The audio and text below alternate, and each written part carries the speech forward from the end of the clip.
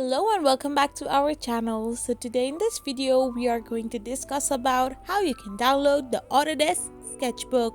So without wasting much of our time, let's get straight into the video. So first of all you need to do is simply tap open your Play Store app. So once you open it, simply tap on the search bar and type in Autodesk Sketchbook. So after you do so, you will find the app called Sketchbook.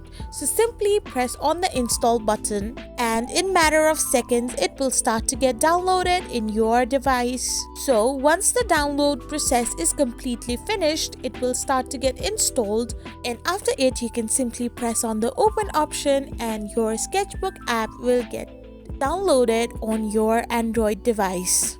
So I hope you found this video helpful, so don't forget to hit that subscribe button and do give us a thumbs up. We will be back again with these informative videos. Thank you for watching.